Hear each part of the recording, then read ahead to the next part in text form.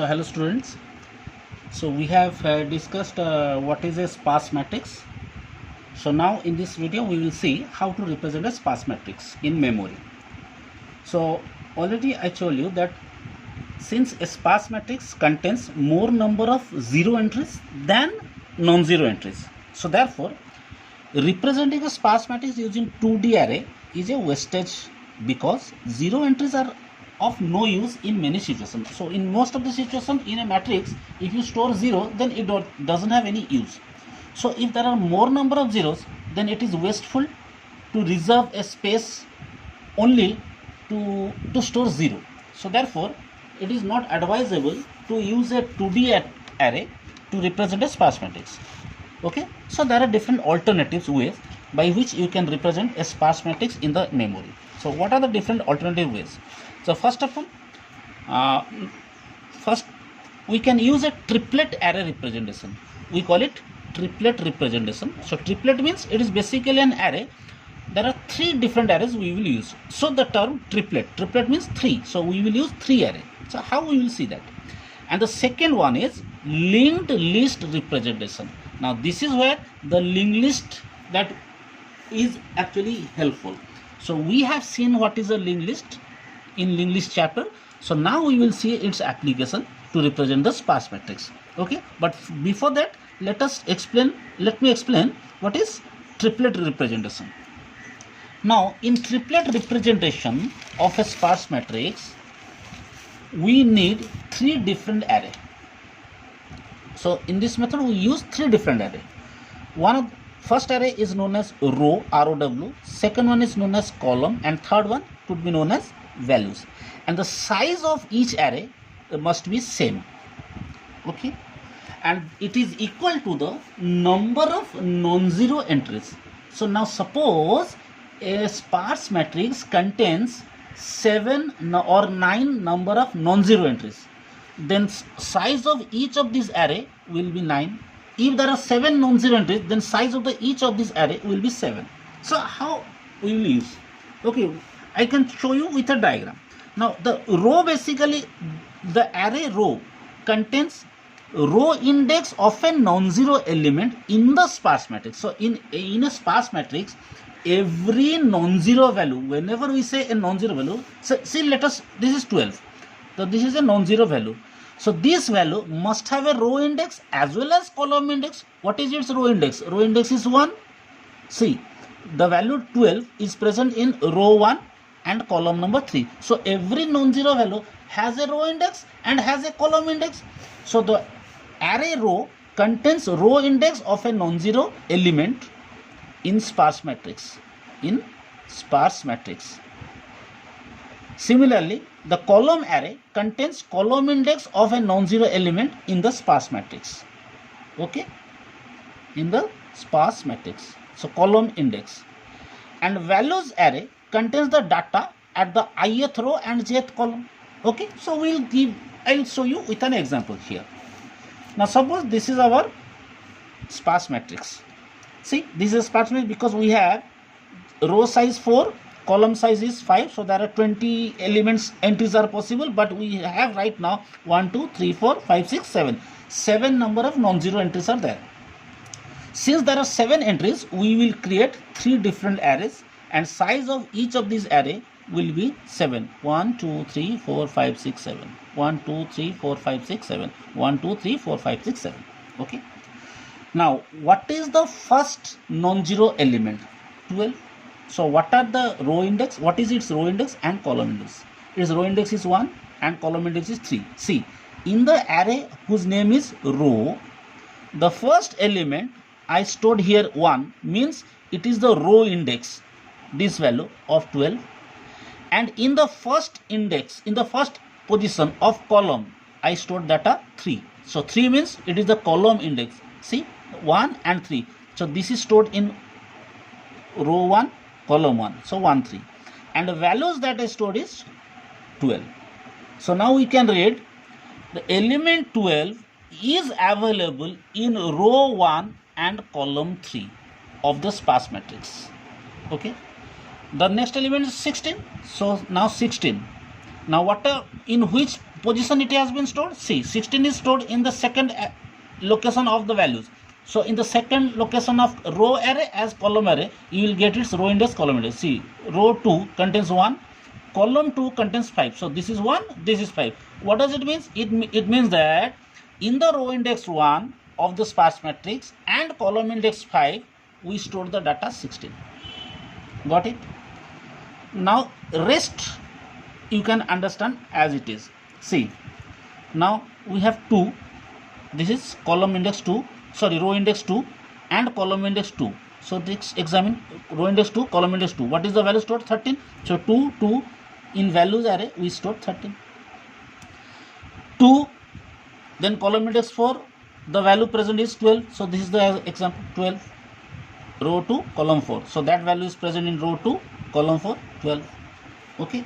So this is how rest of the things are represented. I hope you understood the triplet representation. Okay. Fine. Now guys, let us discuss the alternative method where we use a linked list. Okay. See, there are different variations of this triplet representation also. So I am not explaining that.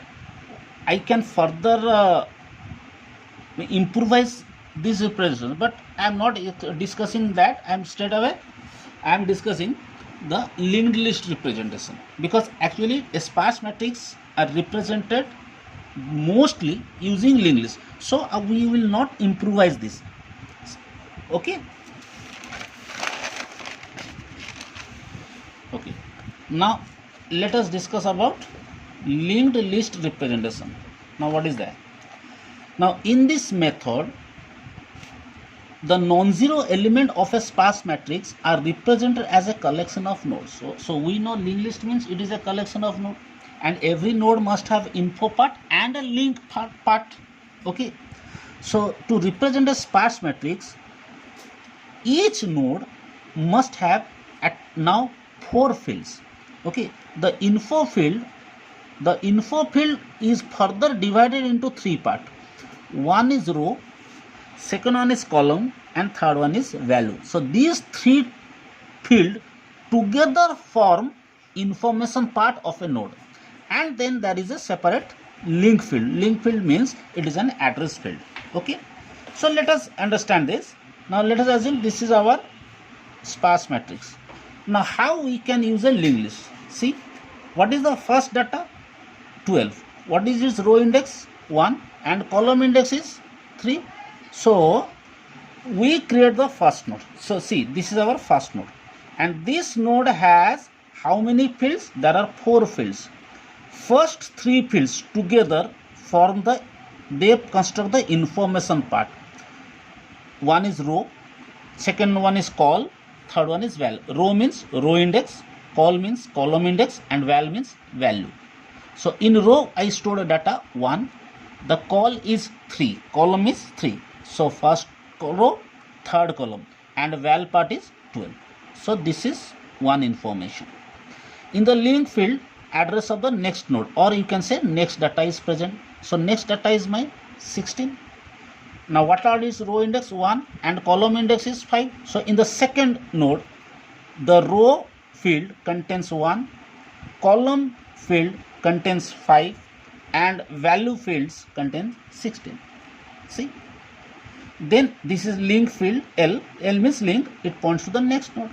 So what is the next data? Row wise you compute. The next data is 13. So what is it? Row index 2, column index is 2. So in the next node, the row field, this is row field, contains 2, column field also contains 2, and value field contains 13. Then this one is link field. So link field, let us move to here. This is the next node. Okay, not this one. Rather after this we will come to here. Okay. So next data is 12. What is the row index? 2. Column index is 4. So row value is 2.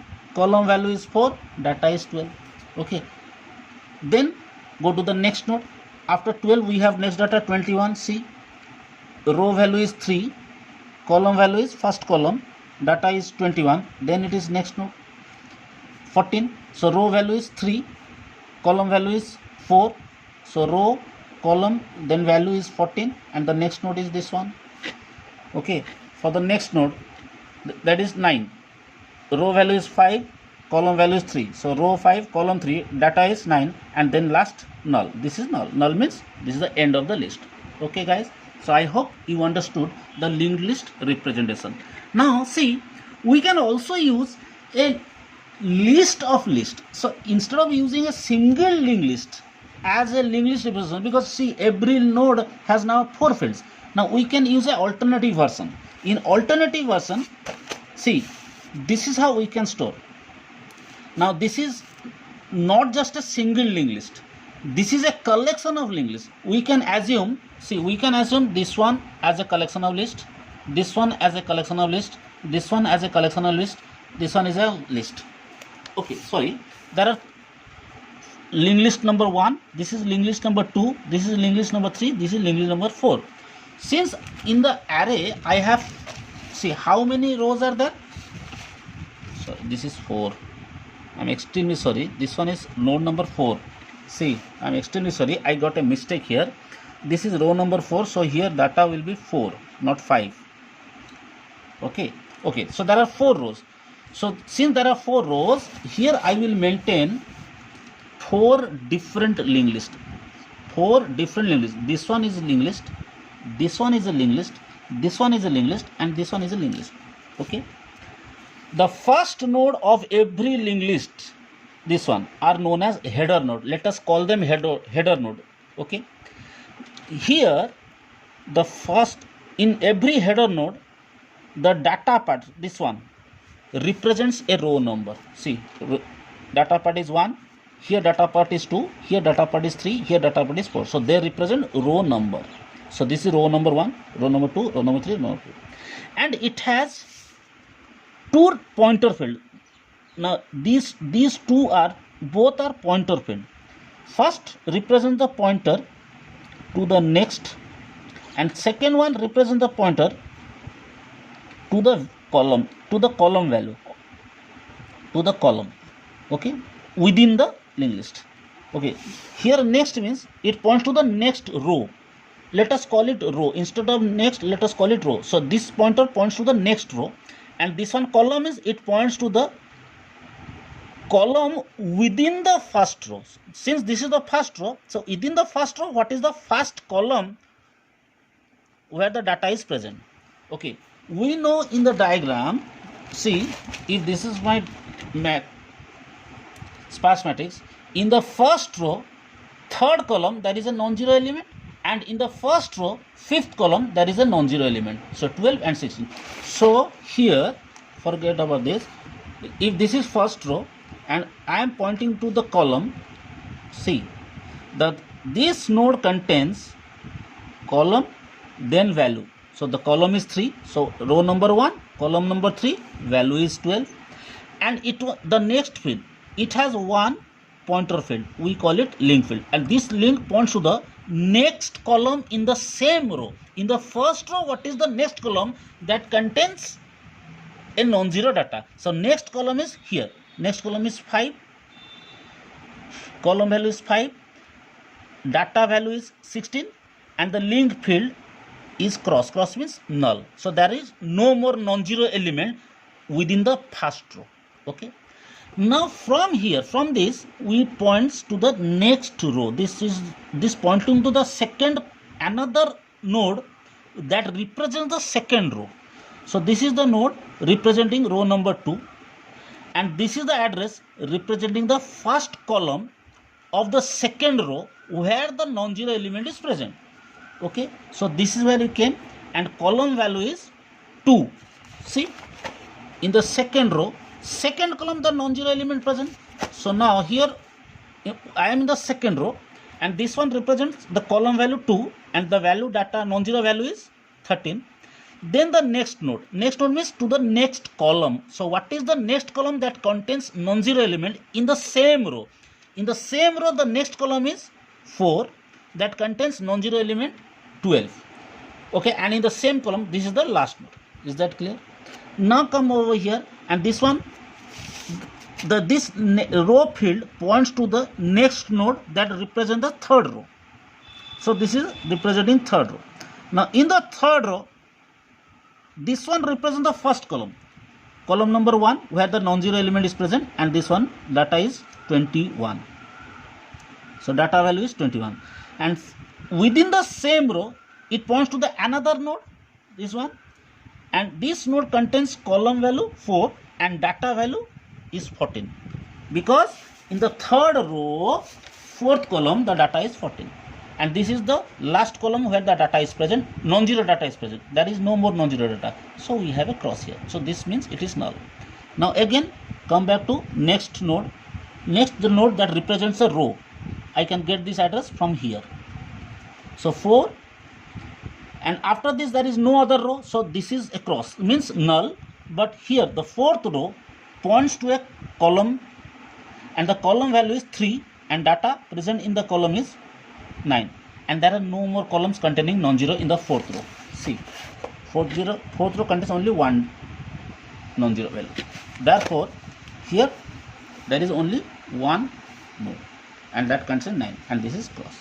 So this is also possible. We call it linked list of list. So this is a list of linked list where we can use a sparse matrix. Either you can use a simple one linked list to represent the entire sparse matrix like this, or you can use a collection of linked list such that the first node of every linked list represent the row number, and the remaining nodes of the linked list represent the column and the data value within the same row.